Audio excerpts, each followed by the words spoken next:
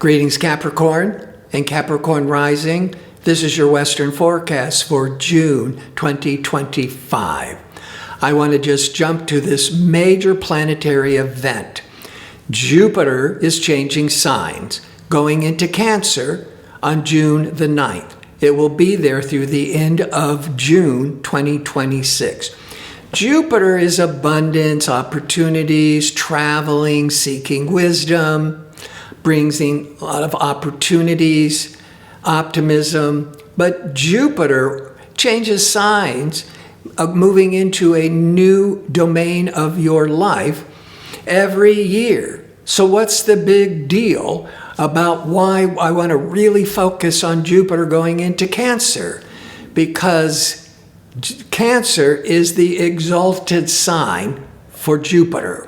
When Jupiter is moving through the exalted sign of Jupiter, of Cancer, once every 12 years, the best of Jupiter's promises and opportunities want to manifest. And it's in Cancer, which is opposite Capricorn. The opposite represents the significant other, marriage, major contract, forming or really expanding a business partnership. Jupiter exalted in your 7th house is going to make relationships center stage for the next 12 months. Whether it's romantic, business, or close friendships, you're attracting people who want to help you. A lucky partnership, renewed love, powerful alliances. But Jupiter, many times, you got to be careful of overdoing it. Because many times with Jupiter, you're feeling like you've hit the mother lode, nothing can go wrong, and you keep just expanding and expanding, and you go over the top. But this is an exalted Jupiter, so there's a certain amount of protection. Plus, you're a Capricorn, you tend to be much more realistic and grounded. But be aware that an exalted Jupiter in your 7th house, you could over-idealize relationships. You might attract emotionally needy partners, or you could become one. Boundaries could blur, and you may lose yourself in all this relationship energies. But for the most part, personal, professional relationships want to help you. Now, before I look at the other planetary events for June, if you enjoy these types of videos and would like to see more of them, click like and subscribe. And don't forget to click on the notification bell so you can receive the latest postings. Since I've been talking about relationships center stage, and Capricorn, most Capricorns are going to be thinking about, oh, am I going to be able to get that big lucrative contract? Or am I going to, form an alliance, get a major partnership and to make more money? But Capricorn, this with Jupiter in the 7th, many times if you've been in a relationship, like you've been dating, maybe for a year, 10 years, because Capricorns can be very slow and cautious. Often when Jupiter moves into the 7th house of partnerships, if you've been in a long-term relationships, romance, this is often when you get married. Because Jupiter has a lot to do with the justice, making things legal. And maybe you're forming a partnership with an LLC, forming a corporation with a partner. But for a lot of you, if you've been dating for a long time, you could be getting married or getting a proposal of marriage over these next 12 months.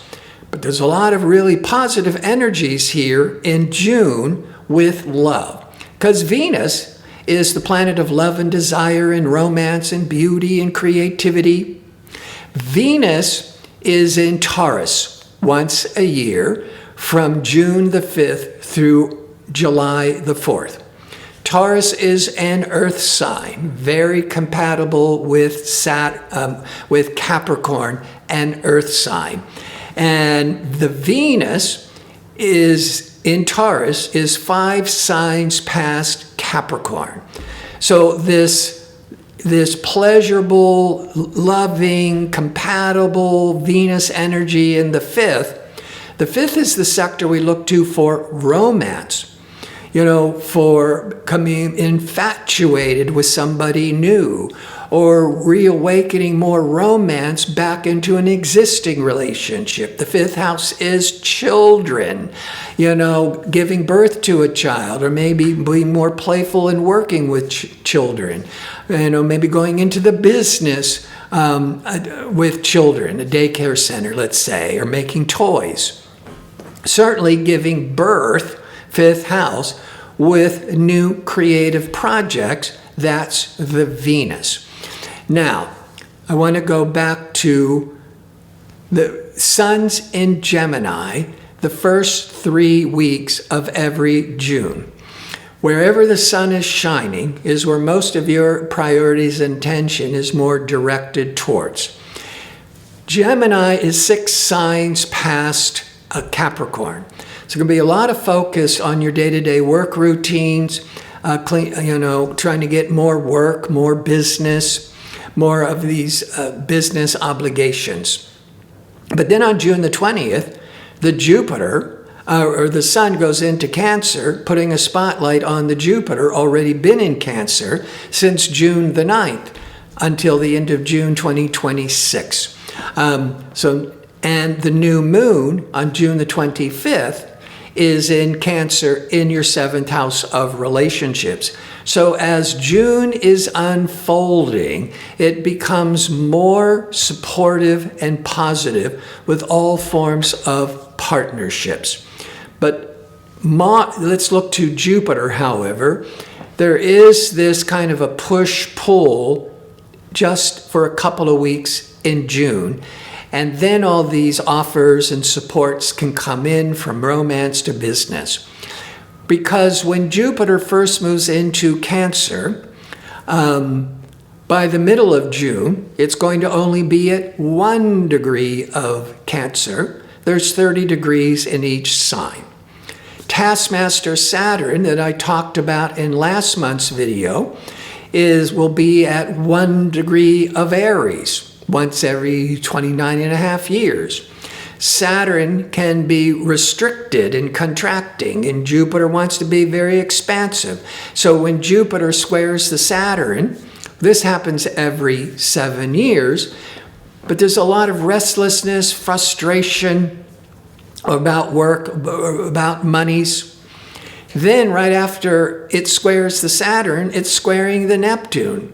The Neptune can get all unfocused, feeling confused, second guessing. Now this could all be very worrisome with your contracts, with your partner, but it only lasts a couple of weeks. The Jupiter will move forwards in the fall, retrograde, but when it comes back, it will not come back to the Saturn-Neptune. So this is only happening for a couple of weeks. Where it is, as I said, it could be more like a push-pull. I'm thinking for many of you with an exalted Jupiter that you are feeling really hopeful and you might be taking on a lot more opportunities. And then you hit up against Saturn and it says, no, you got to cut back. You took on too much. The Neptune, you're like getting lost. What have I done? And second guessing. But it only lasts a couple of weeks. And I think it's all part of this big shift of energies. Now, I talked about Saturn and Neptune aligning last month. So very quickly, Neptune went into Aries in April, once every 166 years. Saturn went into Aries the end of May. every 29 and a half years. So in June, they're hovering around within 1 degree of each other, but they're not exactly aligned with a 0 degree orb until next February, which technically begins this major Saturn-Neptune conjunction every 36 years. But the world is getting a lot of clues, the end of May, certainly June, July, but certainly around with that Jupiter going into exalted Cancer. So as I mentioned, powerful Pluto's in Aquarius, an air sign. Uranus next month in July is moving into Gemini, an air sign. So these powerful outer planets are in air signs, being very supportive to Saturn and Neptune in fire. Air is the fuel to heat up the fire. The fire keeps the air expanding. This is really favorable energies. We're going to start seeing some hope, some light at the end of the tunnel as we especially get to July. But that Saturn, Neptune, with all the support of Pluto and Uranus, means that Neptune, the dream, the vision, the aspirations, the Saturn can help you believe that it can be real. Or Saturn will help you manifest or build the vision. And it's in Aries. And Aries is 4 signs past Capricorn. First thing I think about is the dream of owning a home. The 4th house of home, family, and real estate. But the exalted Jupiter is in the 7th house of marriage. And so getting married, you may be wanting to set up a home and think about having children. And there's that loving, beautiful Venus this month in the 5th house of children. Mars, ambitious, assertive Mars, is in Leo, 8 signs past Capricorn from the middle of April till June the 17th. Mars is all that drive and push, aggressiveness, with 8th house matters. The 8th house is joint finances, business contracts, negotiations, a lot of fired up, anxious energies about your financial obligations. But on June the 17th, it goes into Virgo, calming the energy down because it's an earth sign. You are an earth sign. And Mars will be in Virgo from June the 17th through August the 6th.